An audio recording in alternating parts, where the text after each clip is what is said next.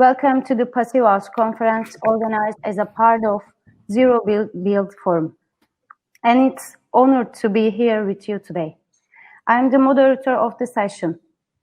My name is Gülümser, as environmental engineer with a master degree in ecology science. I graduated from university in 2009. I've been 8 years of operational experience in the fields of environmental management system, waste management, water and air pollution, water treatment in the private sector, as well as public sector. Last 3 years as a project specialist, I've been conducting Gaziantep Ecological STEEP project and alongside preparing a number of other projects within urban environment context in Gaziantep Metropolitan Municipality. All we know that climate change remains as the most concerning problem in the world that's called as climate crisis in the last few years. This crisis has been the root cause of problems in the fields of life. Climate change is an irreversible situation, but it's possible to reduce the effect. That's why most recently we are discussing the ecological economy, ecological life, ecological sustainable cities, carbon or ecological footprint life cycle, etc. According to the United Nations Environment Programme, climate change is a global phenomenon that largely impacts urban life. Rising global temperatures causes sea levels to rise, increases the number of extreme weather events such as floods, droughts, and storms, and increases the spread of tropical diseases. All these have costly impact on cities' basic services, infrastructure, housing, human livelihoods, and health. At the same time, cities are a key contributor to climate change as urban activities are a major source of greenhouse gas emissions. Estimates suggest that cities are responsible for 75% of global carbon dioxide emissions, with transport and buildings being among the large contributors. Only with a coordinated approach and action at the global, regional, national, and local levels can success be achieved. It's essential, therefore, to make cities an integral part of the solution in fighting climate change. Many cities are already doing a lot by using renewable energy sources, cleaner production techniques, and regulation or incentives to limit industrial emissions. Cutting emissions will also reduce local pollution from industries and transport, thus improving urban air quality and the health of city dwellers. In this session, we are going to focus on the sustainable city norm, and during this session, we are with Mr. Edwin May and Mr. Naomi Beal. Our session is gonna be 90 minutes.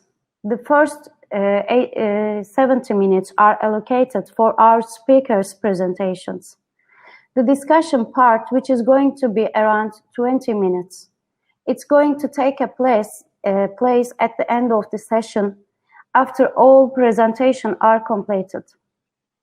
We kindly request you to send your question to our session organizers so that at the end of the session, we can share the questions with our speakers. Should there be any question left unanswered due to time restrictions, you can ask directly this question to speakers via their LinkedIn addresses, which are available on forum website. You can follow simultaneous translation of this session in Stream 2. Before we start, may I kindly remind all participants to keep their microphones muted so that there will be no background noise during the presentation. Now, I kindly invite our first speakers, Mr. Edwin May and I would like to introduce him to you. He is an architect and passive house consultant in USA. Alongside his professional work, Edwin May has been an adjunct professor at the Parsons New School University, as well as an industry professor at Stevens Institute of Technology in Hoboken, New Jersey, where he directed the 2015 Solar Decathlon program. In addition, Edwin May teaches with the Passive House Academy, the North American Passive House Network, and Passive House Canada, and it's certified by the Passive House Institute in Germany and the Passive House Institute of USA as a certified Passive House consultant. Mr. Edward May will be presenting live in New York 2034, Passive Houses, Electric Transportations, and Decarbonized Grids. Stage is yours, Mr. May. Wonderful. Well, thank you very much. So can I ask, are you able to see my screen that I'm sharing? Are you able to hear me okay? Yes. Yes. Fantastic. Wonderful. Well, first, thank you very much and welcome to everybody. Thank you for the invitation to be here. Thanks to all the organizers for putting this together. It's a real honor to be here presenting alongside Naomi and the rest of your presenters here today. So I'm glad to be with you for sure. So as you said, I'm an architect and a passive house consultant working in New York City, and I'm going to be talking today on what I think New York could look like in the decades to come if we actually follow through with some of the really ambitious plans that our state level political leadership have outlined over the last couple of years. And I'll be focusing in particular on what role I think that passive house technology can play in this transition to a decarbonized future. So I'll start by just discussing a little bit about what the state of New York in the United States looks like today from a climate and energy conservation point of view. And I'll then discuss some of the key plans that state level leadership have outlined and what kind of timelines are being envisioned for reducing and eliminating our state's greenhouse gas emissions. And then I'll finish up by looking at if and how passive house techniques can fit into these goals. So let's get started. So New York State in the Northeast United States is one of the most populous, diverse, and productive areas in the US. And it also has some of the highest total greenhouse gas emissions as a result of this really large population and vibrant economy. Today in New York, about a third of our state's greenhouse gas emissions come from buildings, about a third from transportation, and another third from industrial and agricultural sectors, let's say. When it comes to buildings and electricity in New York State, there's a really large difference in New York between what we might call downstate, so that's mostly the New York City metro area, and then the upstate part of New York, which is a much more rural area.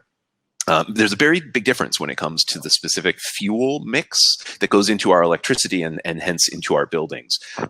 In upstate, the rural part of New York, almost 45% of our electricity already comes from carbon-free sources, things like nuclear, hydro out of Quebec, and wind power. While downstate in New York City, the picture is much worse, and fossil fuels are a much larger part of our downstate electricity supply. It's important to have some sensitivity around the differences between these regions when it comes to questions of electrification and buildings in particular.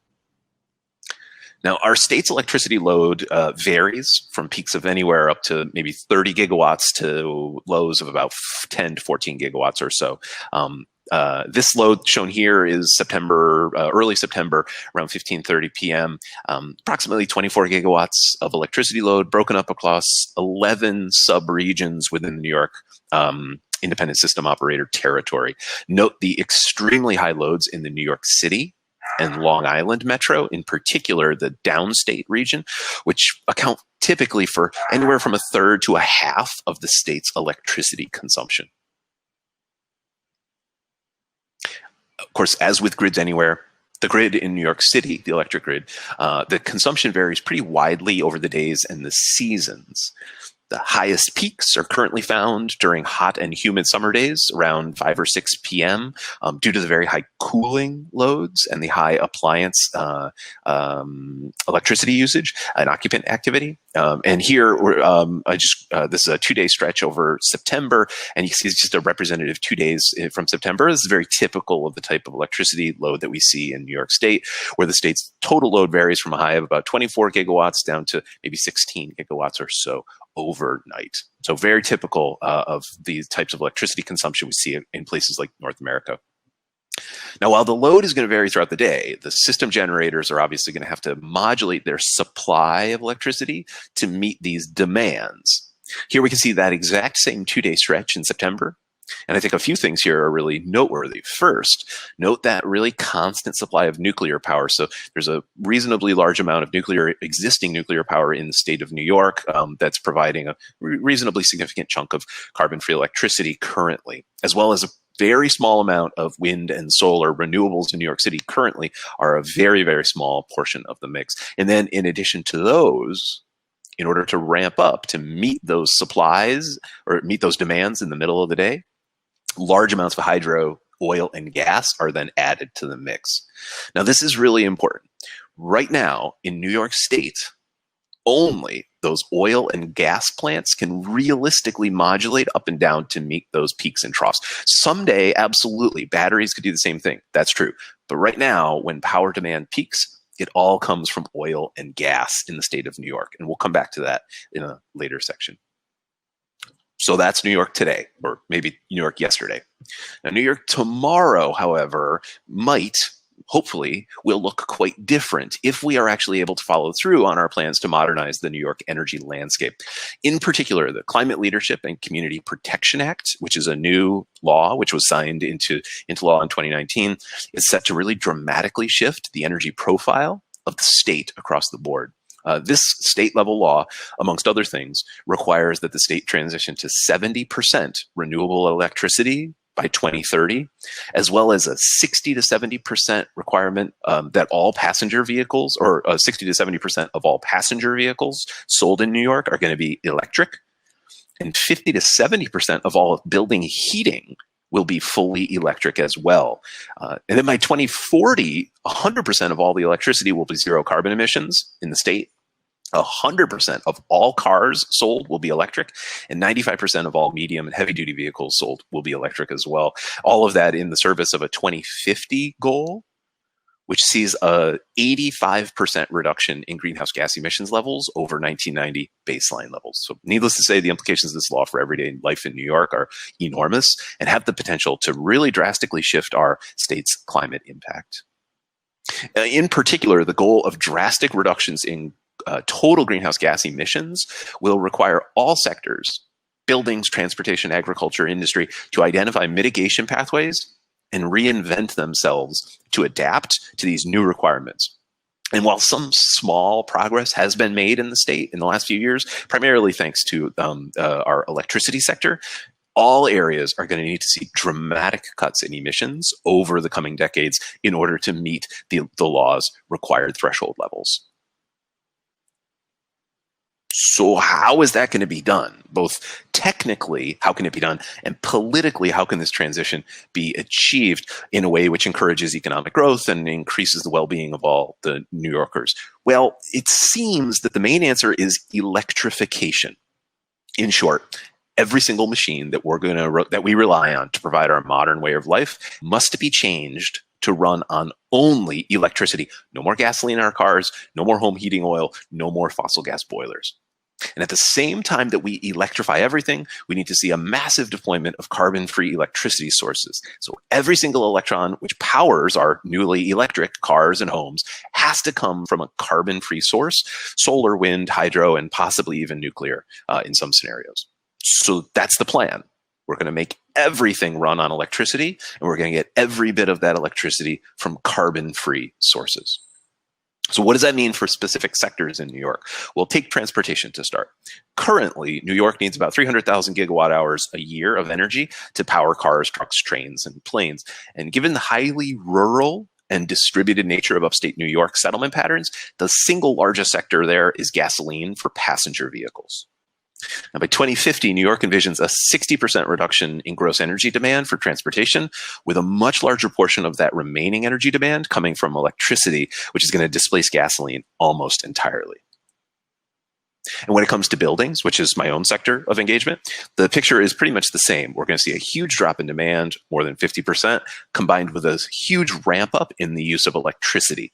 In particular, New York will have to transition building heating away from fossil gas and oil to rely pretty much exclusively on electric heat pumps, which are already used widely for cooling in the state, but not yet so much for heating. So another big drop in demand and a transition to relying on electricity for all of the demand that does remain. So while the overall energy demand will drop dramatically, 50 to 60% in some sectors, the amount of electricity needed in the state is going to rise anywhere between 75 and maybe 120%, depending on the specific scenario. And given New York's cold winters with really high amounts of snowfall, as well as our vulnerability to things like fall hurricanes, the reliability and stability of this electricity supply is going to be especially critical as electricity becomes the source of people's home heating and transportation. When it comes to the peak loads on the electricity grid, today the state is characterized by really strong summer peaking in electricity usage. This is due mainly to large amounts of cooling and dehumidification usage to manage the state's really hot and humid summer period. Today, the state's electricity load peaks at an average of about 23 to 25 gigawatts, although peaks as high as 30 gigawatts or more are not uncommon in recent years because of the hotter than average summers that we've seen as a result of climate change, amongst other things. But as we move forward into an all-electric future, it is anticipated that the electricity peak loads will actually shift from a summer peak to a winter peak. As car charging and home heating become electrified, the peak is going to shift to this wintertime and in all likelihood an overnight time period. Now, this will change the grid picture really significantly, as currently that peak generation is configured to manage afternoon summer peaks. And of course, all of this massive retrofit to an all-electric consumption is going to be occurring alongside an enormous deployment of new carbon-free generation sources, which are going to displace the existing fossil fuel infrastructure. The state envisions an almost 2.5 times increase in the installed capacity from about 40 gigawatts, which is what we currently have in the state, to more than 100 gigawatts of installed generation capacity. The bulk of which is going to be made up of wind and solar. So we're going to make everything electric, and then we're going to get all of that electricity from carbon-free sources. That's the plan. Okay, so then how, if at all, does passive house technology fit into this picture? Well, first of all, it should be said that the passive house certification and passive house approach and all electric buildings are a fantastic pair. So the passive house standard, with its really strong focus on occupant health, aligns very well with the push to remove combustion appliances like fossil gas cooking, heating, and domestic hot water from our buildings. In addition, the use of heat pumps for heating and cooling has been really common in passive house certified projects for many years now. And this alignment is great. And it means that there's no obvious barriers to the use of the passive house standard within this future all electric paradigm. We also know that the passive house approach can help us to reduce final site energy consumption of buildings by as much as 60% in some cases. Now, it may be that these types of demand reductions alongside electrification are key to achieving the state's climate goals in a realistic time frame. By way of example, let me show an example. This is a commercial office building retrofit that our office was working on the design and engineering work for recently here in New York City. And in this case, we looked at improvements, or we looked at implementing both electrification and passive house style improvements to the building envelope. Things like better windows, dedicated ventilation with heat recovery, improved insulation, air tightness, etc. And overall, with all of those improvements combined, the building is able to achieve somewhere between a 40 and 60% reduction in final energy consumption relative to the base case, which in this scenario is a code minimum retrofit, which only adheres to the city's local code requirements. So that's useful. But, well, So let's say passive house technology, things like air tightness, insulation, and performance, and high performance ventilation can reduce our building energy demand significantly, clearly. But do we actually need to reduce our energy demand in line with things like the passive house standard in order to meet our climate goals as laid out in the city's or in the state's new laws? Or can electrification do all of that work? Well, the answer honestly is we're not quite sure. First of all, though, let's sort of poke at that question for a minute. First of all, many types of demand reduction are going to be cheaper than deploying new generation sources. So in a world where funding is constrained and we need to leverage the most impact out of every dollar that we spend, focusing on demand reduction first often has made the most sense. Although we have to note that this picture is changing dramatically as wind and solar installed costs come dramatically down over the last few years. This relationship between demand reduction and increased capacity or install capacity is changing in this new universe. However, it may still be the case that demand reduction will be a critical piece of ensuring the overall grid stability as large amounts of variable wind and solar are added and replace our oil and gas. Reducing the magnitude of peak demands and the carbon-intensive oil and gas plants we currently need to satisfy those peaks may have an outsized impact on both greenhouse gas emissions in the near term, as well as overall grid stability. When reduced demand is coupled to smart equipment, things that are able to store energy or shift their loads to other times during the day, the overall load factor and ramp rates can be significantly reduced. One study looking at passive house homes in California found significantly reduced ramp rates by as much as 46% less in cold climate Truckee, and reduced load factors, again in cold Truckee, by as much as 48% reduction. This equates to a much lower stress on the grid and less need for carbon-intensive peak generation facilities, which are still going to rely almost entirely on oil and gas, even through something like 2040. To understand why this peak load reductions matter so much, why it's so beneficial, it's useful to understand a little bit about the North American electricity grid. So across the US and Canada, there's 3 primary interconnection regions serving roughly East, West, and Texas.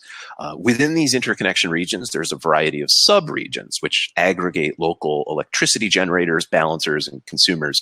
The fuel mixes and usage patterns, and hence the emissions which result, are highly varied across North America, with some regions, like upstate New York, which has a large amount of hydropower, having very low emissions rates for electricity, and other regions, like Long Island, New York, having very carbon-intensive power. And it's critical to have a sensitivity to the specific regional variations when assessing carbon emissions reductions due to efficiency efforts. However, almost all regions rely on the same carbon-intensive oil and gas to supply peak demand, and this reduces variability across regions and increases emissions rates in all cases. So even in a clean grid like upstate New York, peak power for the time being is still going to come from carbon-intensive sources. Therefore, the reduction in peak demand through efficiency efforts might have significant benefits in all areas. If we take our commercial office building that I showed earlier, and if we move that building to Long Island, New York, as shown in the left-hand side graph here, then owing to the carbon-intensive electricity in that region, building electrification alone might actually increase the carbon emissions relative to a code minimum baseline, which uses on-site fossil gas heating and domestic hot water. By contrast, if we move the exact same building to upstate New York, where thanks to a large amount of hydropower, we have very clean electricity, we can see that electrification has a really large impact on the building's carbon emissions relative to that baseline variant. What I think this means is that in the near term, the next 10 to 20 years, in regions with high carbon intensity electricity, we're going to need significant demand reductions, probably in line with the passive house target or the passive house standard, while in regions with clean electricity, electrification of HVAC equipment will probably be the main tool that we'll use to clean up our buildings. And demand reductions, things like passive house, are going to play more of a supporting or secondary role in those types of regions.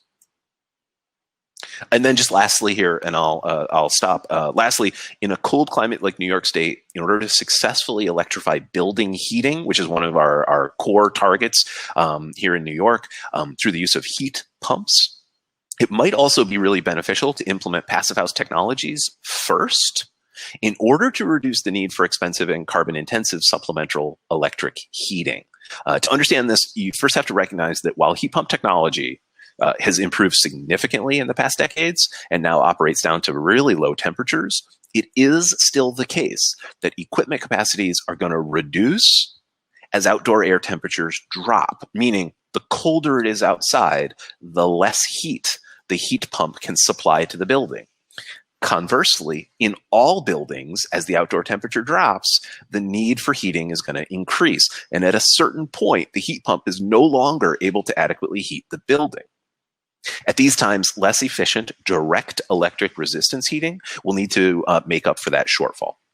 And while passive house buildings do experience this exact same dynamic, the magnitude of the supplemental heating required will be much lower owing to the levels of envelope efficiency. And this means that for some supplemental heating that may be needed, it will typically only occur for a very short period of time in a passive house relative to a typical home. So, do we need passive house? Well, probably. Demand reduction technologies such as passive house are probably going to be needed in the near term, the next 10 to 20 years. They may reduce consumer and program costs for shifting heating and domestic hot water to electricity. They definitely reduce the installed capacity needed, especially the peaks, which might have a large impact on the cost effectiveness of these electrification programs. And in cold climates, heat pumps are going to require really good building envelopes to work properly. So things like passive house are going to be important there. And then, of course, demand reduction is just a hedge against any lack of improvement on the grid.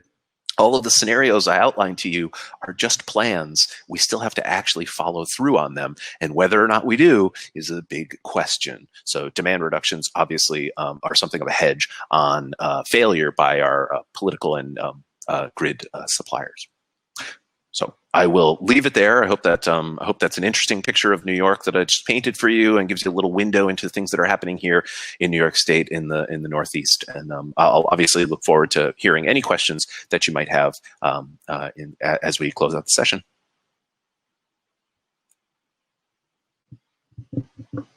Oh.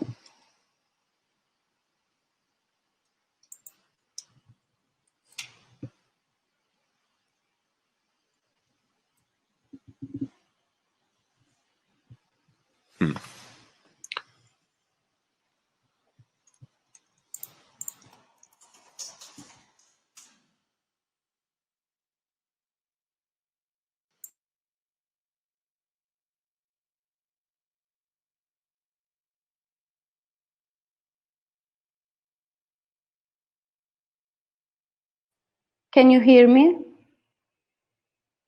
Yes.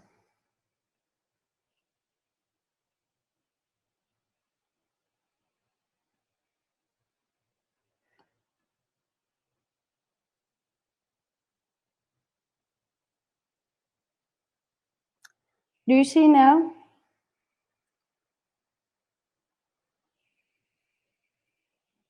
Hello?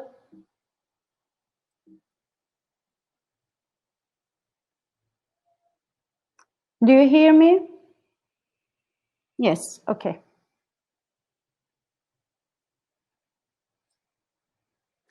Here is the Gaziantep Ecological City project area.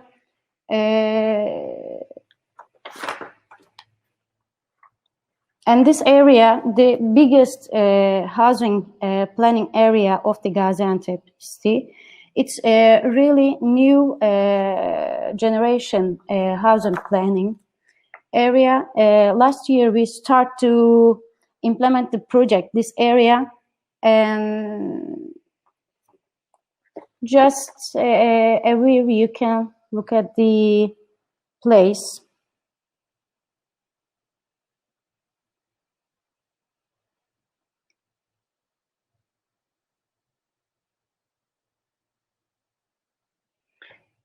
The point of the origin for the norm of sustainability is to avoid the environmental pollution and preservation of the ecosystem surfacing correspondingly with the economic and technological developments. Gülümser, However, sustainable urbanism...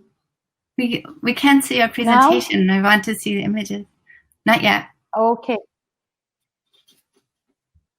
Sorry for that. Yes. Great. Yes, however, sustainable urbanism aims to establish the life cycle and resolve the environmental impact of urban development while providing all requirements from local resources. If we look at the human population data in the cities around the world, according to Habitat, the United Nations Human Settlement Program, the ratio of the population residing in urban regions to the sum total of the world population in 1976, 37%, for Habitat 2, 1996, in 1996, 45%, and the third part is 55% in 2016. While in 2000... Okay, Gülümser, we still can't see your presentation. Do you have slides too? Although we can follow by voice. I shared my screen. You don't see it? Mm-mm. I'm going to try again. Sorry for that. No worries. Is it okay now? We can't see it. Oh.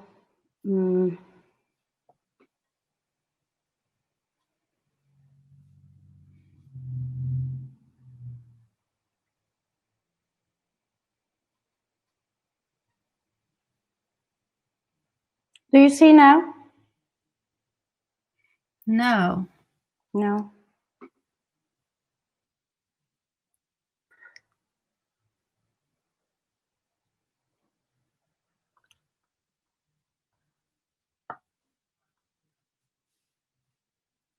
I'm asking to our technical teams. There we go. Thank you. Thank you.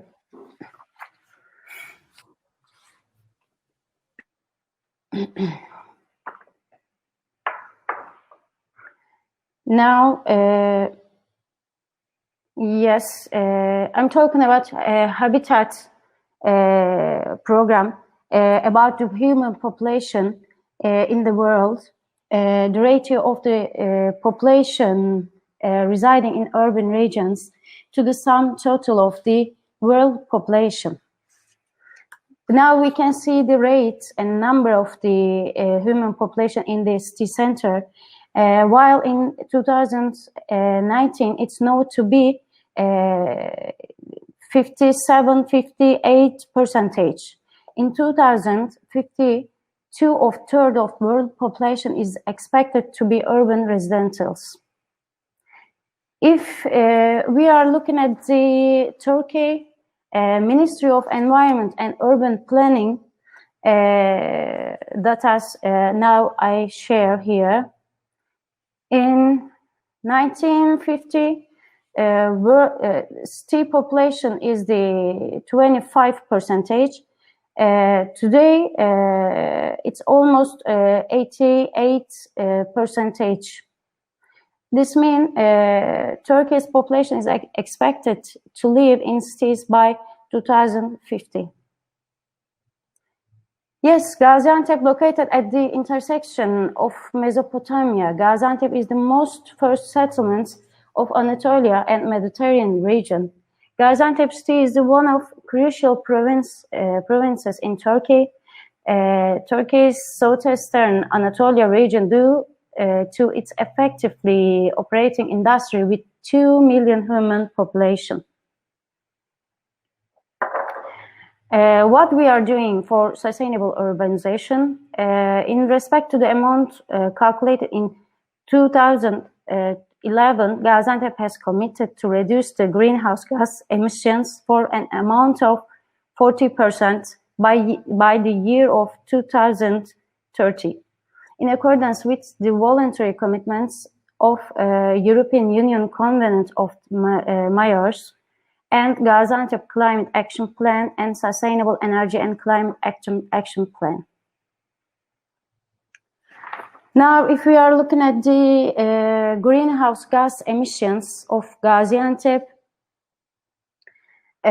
this is determined for our city, and we can see the industries 27% affects this situation, and urbanization is the biggest effect on climate change, global warming.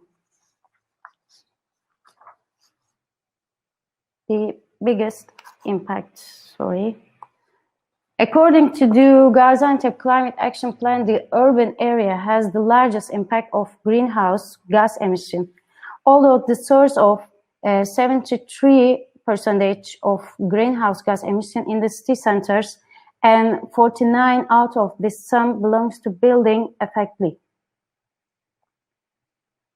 Now we are looking at the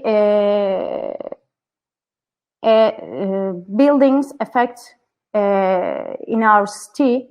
It's almost 50% impact on climate change effect. As a result of conducted analysis, it's clear that the urban areas have the highest impact on climate change. This further essentialized the commencement of the projected measures to be taken primarily in urban areas.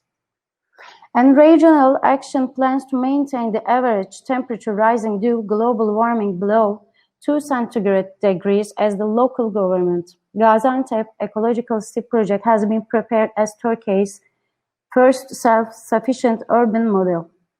Gaziantep Ecological City project is designed in order to conceptualize an ecological settlement model on a file of 3,000 hectares, which is predicted to accommodate 320,000 citizens. Ecological City will be realized not only as a platform where buildings will sit, but as living and functioning ecosystem in the region on Gaziantep-Kilis Road with the Gaziantep Provincial Directorate of Agriculture and Forestry opinion. Green agriculture areas and the natural structure of the region has been preserved and sustainable urban model has been created. For this purpose, it's an urban model which preserves the balance between human and nature, consumes natural resources in a modest manner, responds to human requirements, establish an urban system to be developed in a way that does not prevent the needs of future generations. Harmonize these socio-economic demands with environment and energy concern. Now here is our project main basis of the project. It includes renewable energy and minimum greenhouse gas emission, green transportation, waste management, water management and water efficiency, protecting environmental values and biodiversity, energy efficient building, mixed land use, and sustainability. Yes, the project will improve its own local economical, ecological, social self-sufficiency capacity by its own features. Yes, the aim is to protect the air, protect the water, protect the soil. And now here is the project site. It's a comprehensive and interdisciplinary project. It includes lots of elements inside, and it's a really huge area, and it has 10 stages inside. And the project newly emerged approach on urban sustainability. Ecological C will act not only as a platform that will contain the buildings, but also as living and functional ecosystems. Now here the place again. And a gross portion of 200 individual hectares will settle within residential areas of the project. And you can view the area, it's the largest. There's a red place are the buildings with up to 8 floors, while are shown in red color. And this shows intense stratification of residential areas.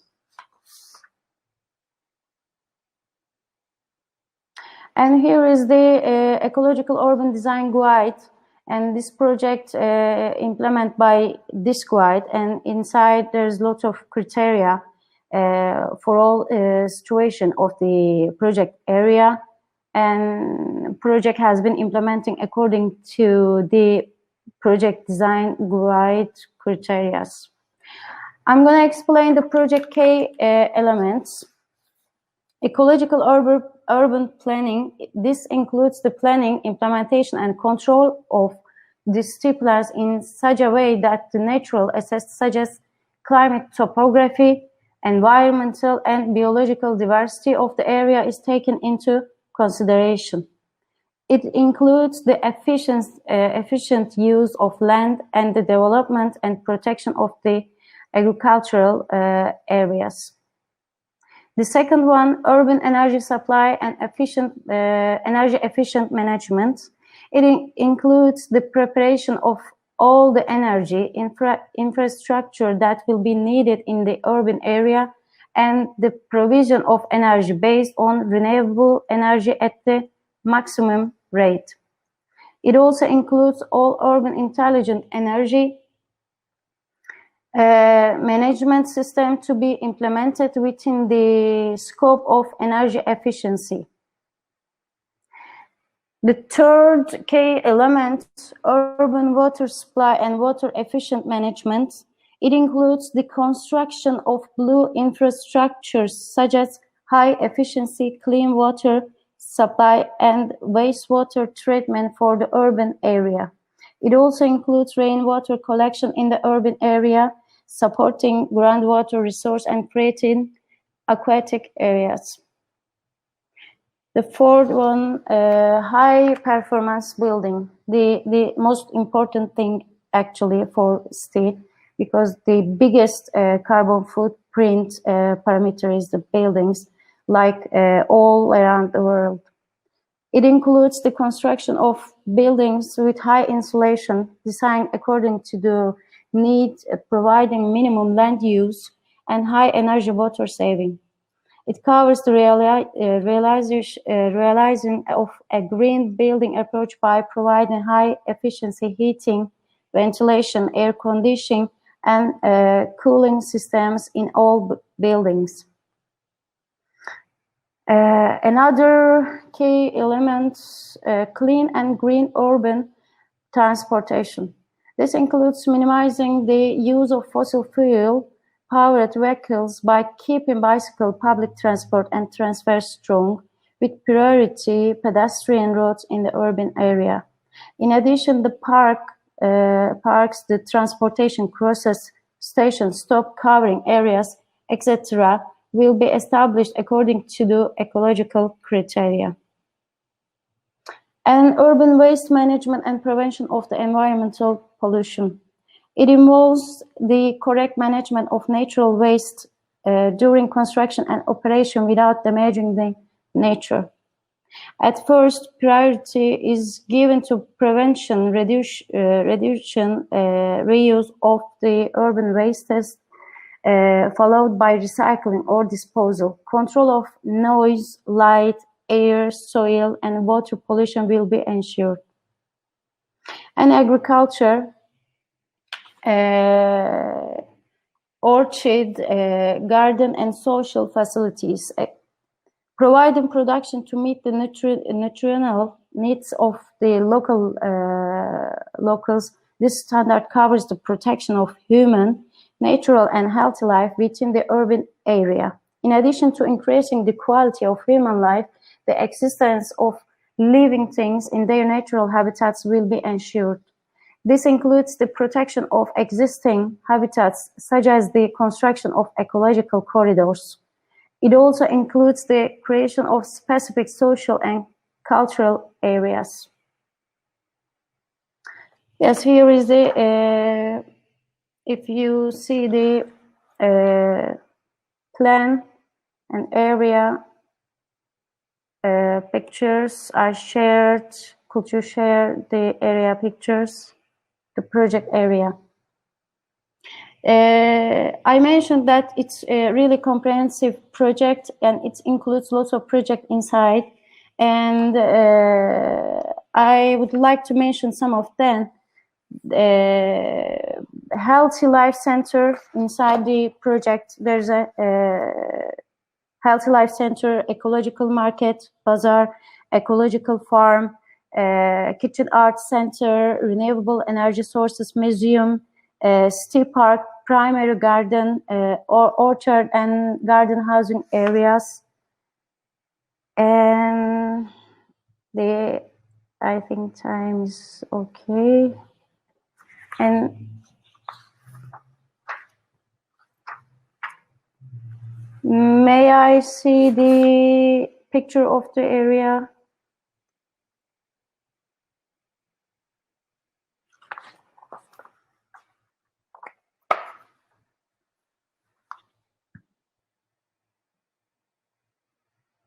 Yes, now it's okay. And I would like to invite Mrs. Naomi, and I kindly invite her and introduce her to you. Naomi is the founding executive director of passivhausMAINE and founding board member of the North American Passive House Network. As a board chair and building committee chair of Friends School of Portland, she shepherded the development of the new campus and Passive House School, the first in the state of Maine and third Passive House School in United States. Her presentation title is 50 Houses, a Retrofit Research Initiative in Maine. Now, Mrs. Naomi, you can start here. Thank you. Well, let me set up my screen too.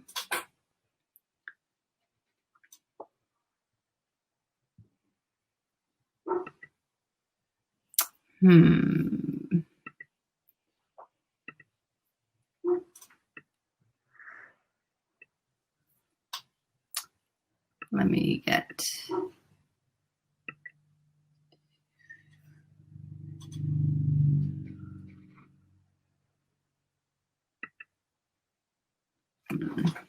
Can you see? Yes, now we can see. Oh, are you seeing what you're seeing of my whole? Sorry, one quick second. I just am having a. Why I can't do just the could presenter you view. Open its full screen? Could you make it full screen?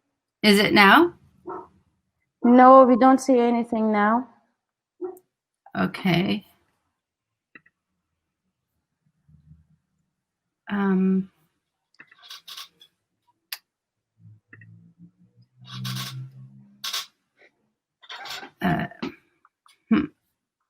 don't. If you would like to carry on like this, it's okay. We can carry on. We can do it this way, but I'd rather, of course, do the regular full screen. And can you see the full screen this way? No, yes, it's okay. Okay, great. Okay, Yes. so thank you, Gülümser, for the introduction and for inviting me to come and present of this project that's focused in Maine. It's really an honor, and I'm happy to share our rural project. Just as a brief introduction, you've already done this, but I wanted to just give a nod to the fact that I'm not an architect nor an engineer. I came in to Passive House World as a photographer, doing portfolio work, and I just realized that Passive House was really what I wanted to promote, especially in Maine, because we have a very cold climate and a lot of old buildings. So I just wanted to let people know where Maine is. You can see here up that orange star. We're in the far northeast of the United States, practically Canada, which we at this point are kind of wishing we were actually part of Canada. But Passive House Maine as an organization has been about 10 years and really had a nice relationship with the international Passive House community. We really love international collaborations. And just as context, Maine, our total population for the state is about 1.2 million. And also we're a fairly large state. So our buildings and our communities are mostly sparsely populated.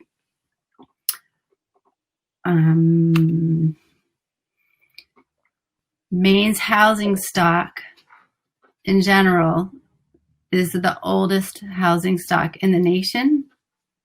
It's mostly single family. It's mostly made of wood. We have also the oldest population in the country living in the oldest buildings.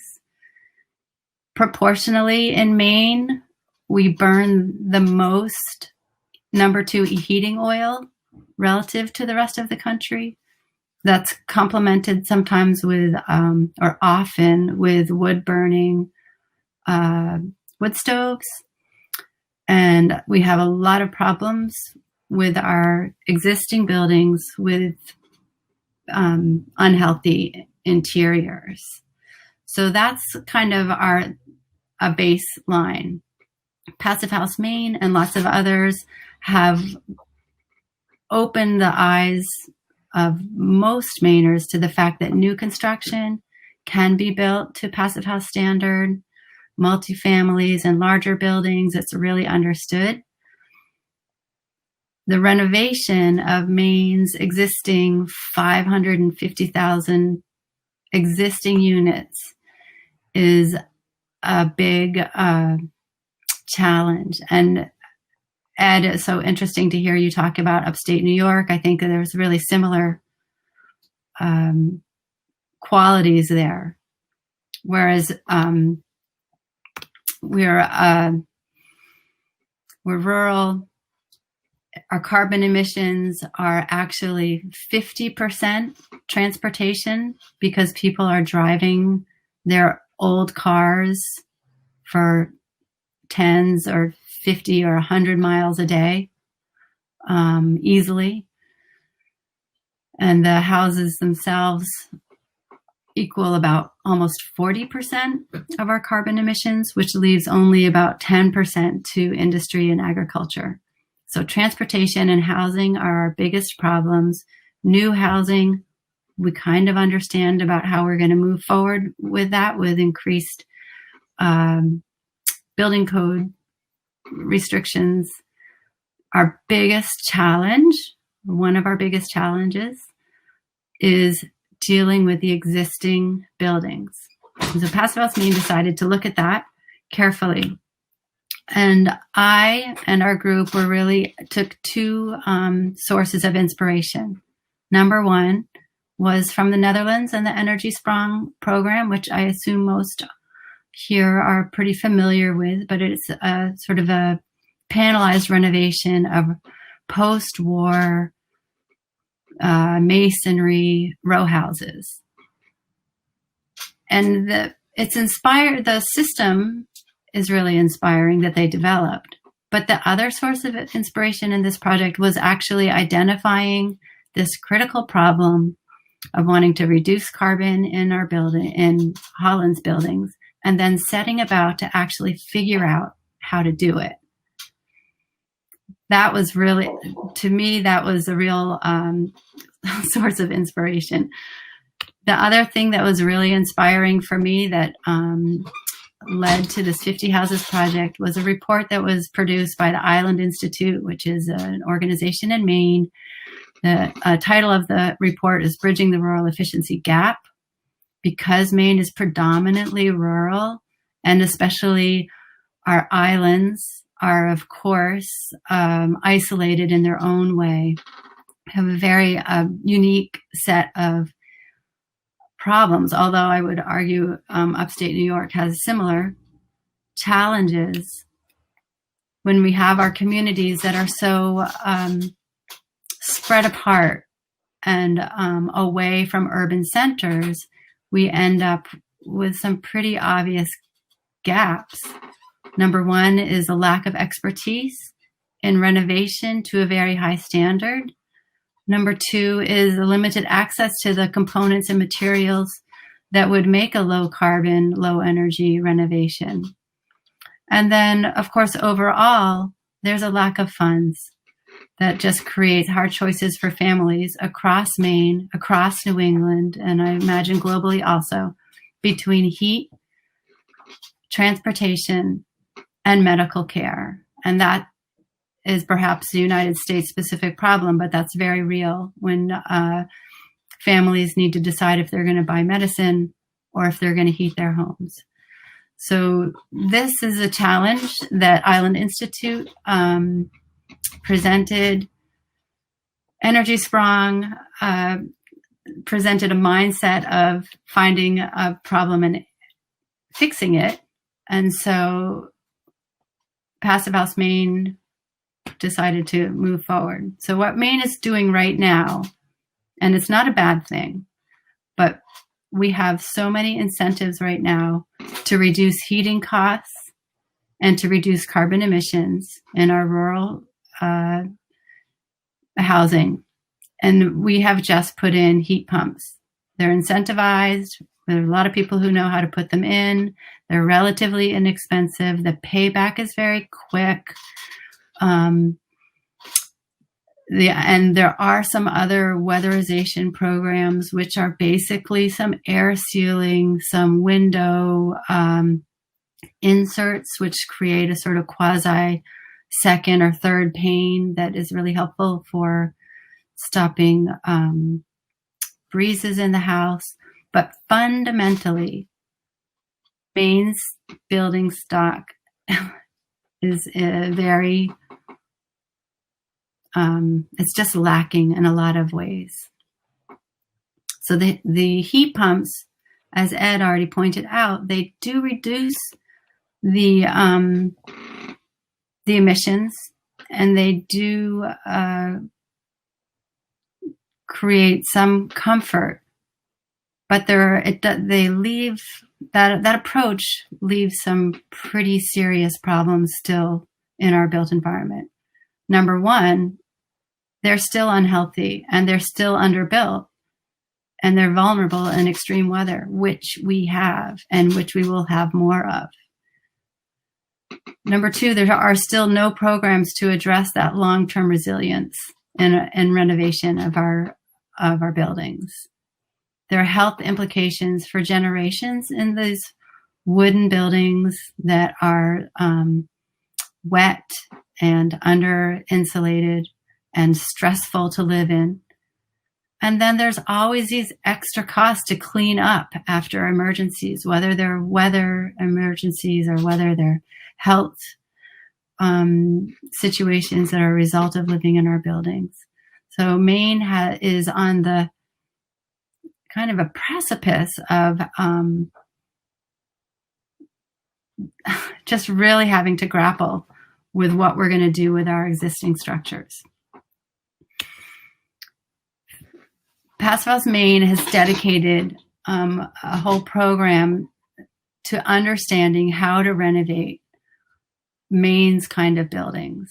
As Ed already mentioned, in New York, and as we saw in Holland, there are buildings that are identified in cities, in major cities, big buildings, and often made of masonry, brick and stone. And they're panelized. There are incentives and there are programs to learn how to do a panelized renovation of these larger buildings, maybe like 50,000 square feet. But Maine's buildings aren't that type of building. And Passive House Maine has joined with the UNECE. We have academic partners in the University of Maine and Penn State. And we have 2 of our first buildings on track to get us started. So this is an overview of very typical Maine buildings. We have a single family home on the left. It's just a typical house, kind of beat. You know, it's older, it needs some help, but one family lives there. In the center, we have what we call a duplex. That's 2 family, and in this case, it's 2 stories. Sometimes the duplex is side-by-side house, but in one building. And then a very typical building type is the triple decker, which is on the far left, and that's a kind of workforce housing typically found in mill towns in New England. So all across New England. I imagine there's some in New York as well.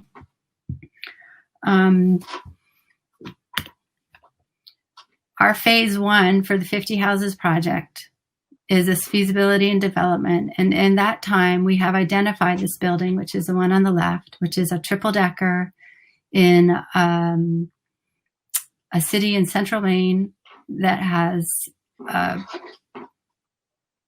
a lot of this kind of building type. It's owned by a housing cooperative, and it's a perfect example of the kind of work that needs to happen. Passive House Maine is partnered with Ecological. We've gotten private funding to start the analysis. Just a month ago or so, we had the structural analysis to approve the use of a panel, exterior panel renovation. There's a program that was just announced in Massachusetts that's a design challenge for the renovation of this particular building type, the triple decker. And so we'll be participating in that. That's Passive House Maine's 50 Houses project, very first project in the 50 Houses. And we're at the very beginning of that. The next phases of this project are getting more renovation projects. And the crux of the 50 Houses is that we're piggybacking on other people's fully funded projects. So that has some limitations. But things that we're doing while we're gathering funding and while we are identifying our next projects is air quality monitoring, pre-renovation. So both that triple decker and this farmhouse that we have pictured here, which is our next project. This is an 18th century New England farmhouse. Very typical kind of structure. The Ecology School, interestingly, is just developing a campus to the living building standard. So that has 2 new buildings that are a living building. But in order to do the living building community challenge, they need to renovate the existing building on the property. So they partnered with Passive House Maine to work with our 50 houses. A critical part of the 50 Houses project is this development of an open source database. So that is in the process and should be released within a month or so. And then coming right up, but not in time for this presentation, is the release of a report that's basically a thought experiment, imagining that all residences in Maine are renovated to Passive House standard. The database is an open source platform and resource for anybody who's considering doing a renovation to see what it's like. for builders and architects who are actually doing a renovation, so they don't have to start from ground zero. This is a passive house level renovation, not weatherization.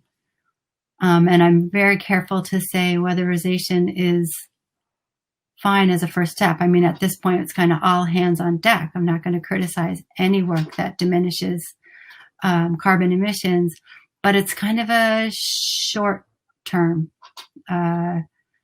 effort. Within 10 years, that all of those measures will have to be redone. So we're looking for long-term, resilient measures of passive house level renovation for Maine's existing structures. That the website and database will also be a place where people who've already completed their renovation can then input, and the survey is quite extensive, input all of the information related to their renovation so that it's in place for the next people to take advantage of.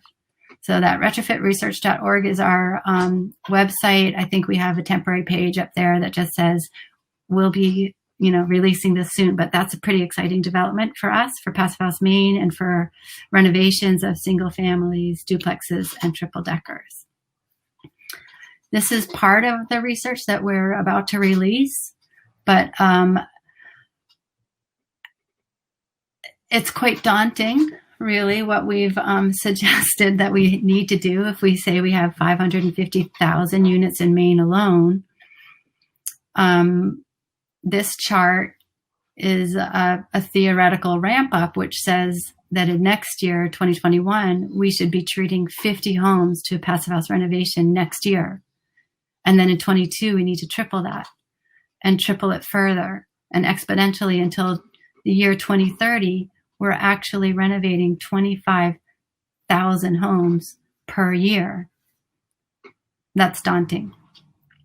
From 2030 to 2050, 25,000 each year. So how are we actually going to do that? We need a commitment from the state. We need engaging academic partners, which we've already started.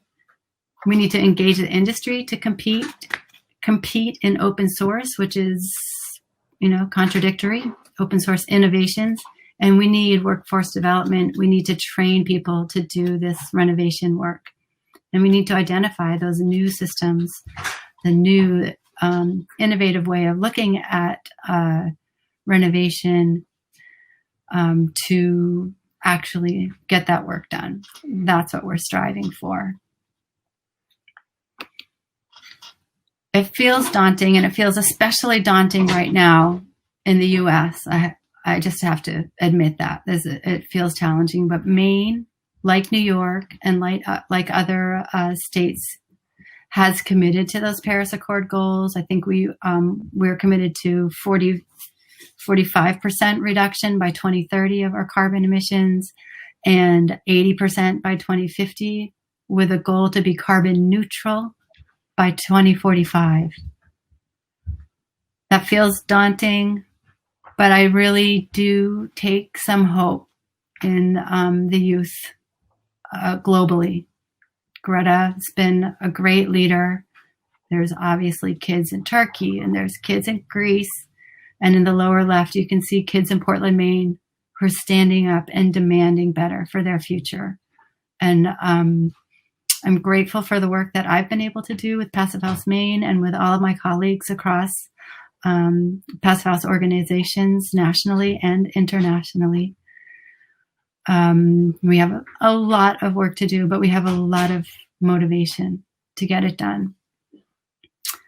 I think that gives us just about exactly the right amount of time. I wanted to thank you again for letting me share a bit of Maine and the challenges that we have and the plans that we have. And I want to give just a really brief shout out to our forum out at the end of the month. Passive House Maine will have our own conference, and we'll be very happy to have you there. Okay, thank you. Thank you. Thank you so much. Your presentation, and really good information. And I would like to ask, I have some question from the participant. First, this question to Naomi, and how did you convince the local authorities for incentives? I did not. I didn't.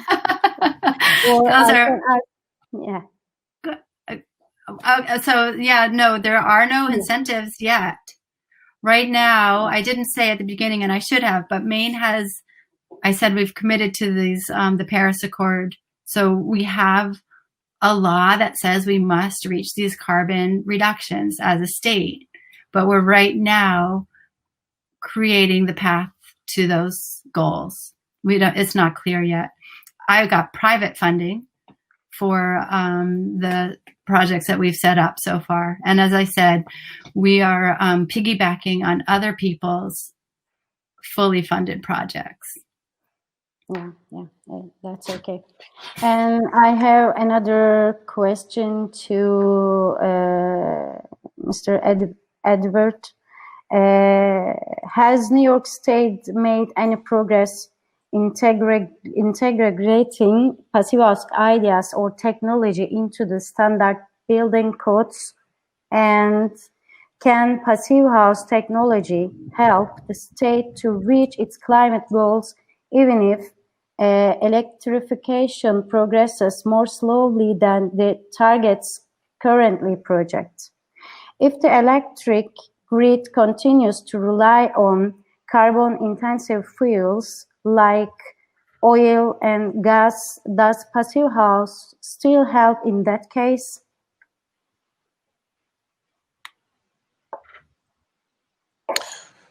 Yes. Well, it's a good question. So you can hear me okay?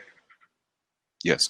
In the state of New York, there has been some limited success getting passivhaus technology and passivhaus ideas written into our basic building codes. That's been an effort that's been underway for many, many years. And as with codes everywhere, it takes a long time for those ideas, techniques, technologies to percolate through and actually become part of the basic building code.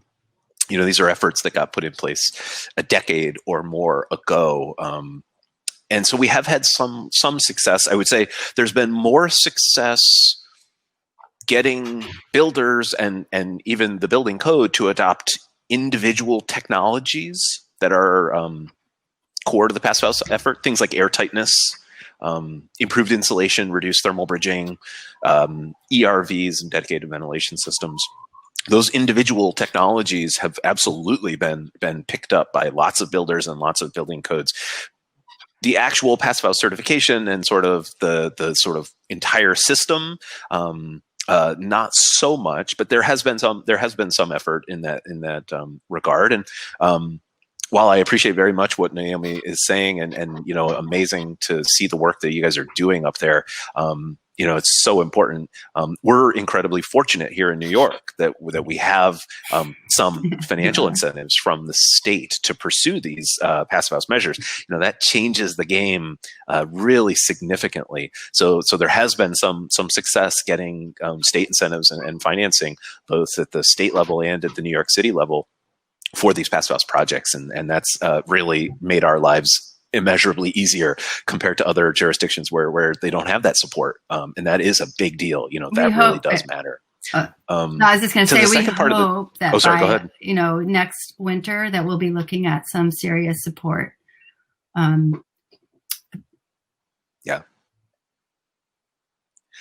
It would be great, right? I mean, the reality is that this type of state level funding, as I'm sure everybody is, you know, familiar with, these types of local initiatives are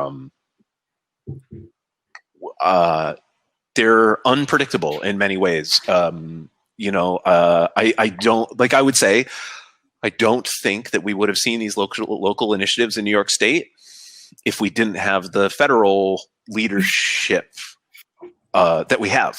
You know, these state level measures were often designed in opposition to other political entities or leaders. And I don't think we would have seen the state level work at New York that we have seen if we had a different federal government leader.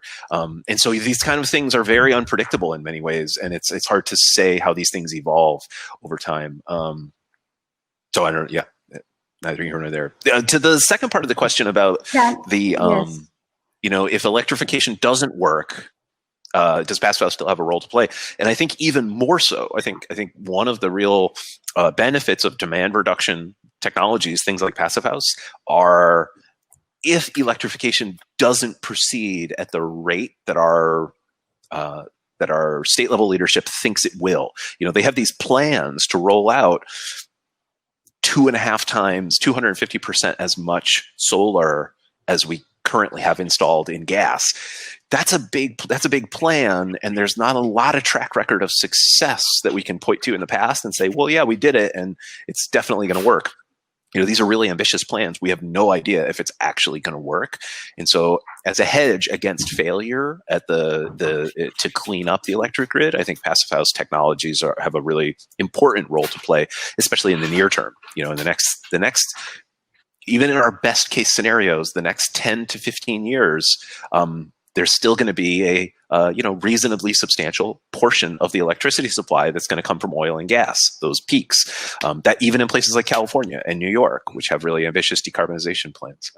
And so in the near term, limiting the amount of energy consumption is going to be really beneficial, even if maybe over the long term, electrification is probably the most important thing that we can do.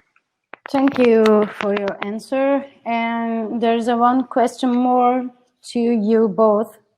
And how do you promote citizens to ecological structuring? Do you have any system established for that purpose in your country? For students? For citizens, to encourage the people ecological or sustainable buildings. Is there any system or ecological rules, regulations, maybe in your country? You want to go ahead? Well, you go ahead, Naomi. I'm curious to hear your thoughts. Absolutely. I still wasn't sure if you were saying to students, like students in university? Or citizens. Yes, I see. Dwellers, people. There are some, and arguably more as time goes by. There's more understanding and more acceptance. There was a time 5 years ago when talking about climate change was like poisonous words, kind of like people just didn't respond to it at all. And now we understand that climate change and carbon reduction, that's very much a part of the people that I work with, that's just normal vocabulary.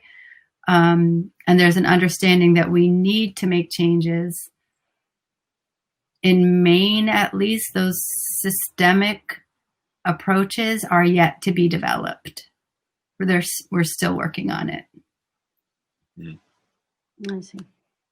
Yeah, I'll add to that a little bit. I think that's right. I think so in the United States we have state and local building codes which govern the requirements around things like buildings. Those codes historically have been primarily focused on life safety. So fire and earthquakes, things like that. We've seen many jurisdictions around the country start to focus on ecological and environmental impacts as well. And people have started to try and add those requirements to the building codes. It's a little bit of an odd fit because that's not what the building codes were designed for originally. And so while the building codes have an important role to play, these types of laws and systems, in my personal opinion, I think without progress on the cultural front, those types of laws can only take you so far. And I think one of the benefits that we've seen of the passive house movement in the United States is it's largely come as a bottom-up movement. It has not come as a directive from any state or federal governments. It's been by a long shot. Yeah, fair enough. But it's been individual builders and designers and architects and engaged folks who've sort of migrated to it. And I think that's been good for the passive house community in the United States. What it has meant is that it has been really hard to scale those efforts in any meaningful way. So it might be that we're at a point where we've sort of exhausted what we could do with that type of work, and we do need to move in these other directions. But it's I'm not sure about that. It's unclear yet how that works, because we don't have a lot of experience with those types of rules, regulations, and standards around these types of environmental issues when it comes to buildings, at least. I see. Thank you for your answer. And there's one last question to me. Do other municipalities in Turkey request you to share your experience? Is there any municipality which approached you to collaborate? We actually established this project by only for us in the city. There is no collaborate in project, but yes, we share our experience and our opinions about this project with other municipality. And I really thank you for you, Mr. Edward, Mr. Edward and Mrs. Naomi, to coming here, attending this session. And many thanks to all. I'm closing this session. Thank you for all again. Thank you so much. Take care. Thanks, everyone. Thanks.